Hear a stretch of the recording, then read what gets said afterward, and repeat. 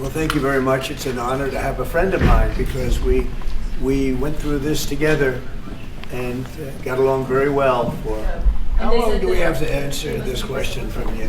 Why don't you just say, isn't it wonderful that we're keeping criminals out of our country? Why can't you just say that? What's illegal? Why do you go over and over, and that's why nobody watches you anymore? The man who was mistakenly deported to El Salvador? Well, let me ask Pam, would you answer that question? Sure, President. First and foremost, he was illegally in our country. He had been illegally in our country.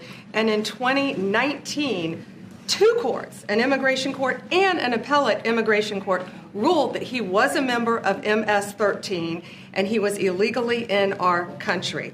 Right now, it was additional paperwork had needed to be done. That's up to El Salvador if they want to return him. That's not up to us. The Supreme Court ruled, President, that if, as El Salvador wants to return him, this is international matters, foreign affairs, if they wanted to return him, we would facilitate it, meaning provide a plane. So will you return him, President? And you are doing a great job. Thank you, Thank Pam. Stephen Miller, wait a minute. Could you just also respond to that question? Because, it's asked by CNN, and they always ask it with a slant because they're totally slanted because they don't know what's happening. That's why nobody's watching them. But would you answer that question also, please? Yes, gladly. So, as Pam mentioned, there's an illegal alien from El Salvador.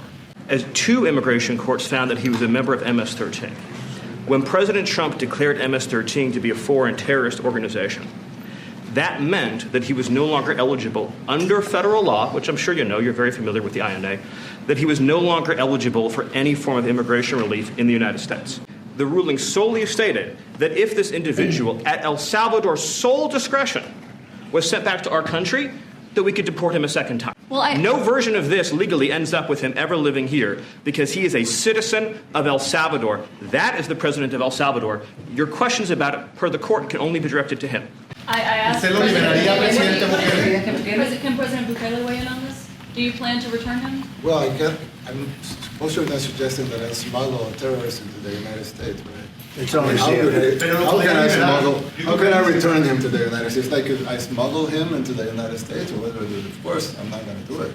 It's like, the question is preposterous. How can I smuggle a terrorist into the United States? I don't have the power to return him to the United States. But you could release him inside El Salvador. Yeah, but I'm not releasing, we're not very fond of releasing terrorists into our country. We just turned the murder capital of the world into the safest country in the Western Hemisphere, and you want us to go back into the releasing criminals so we can go back to being the murder capital of the world? That's not going to happen.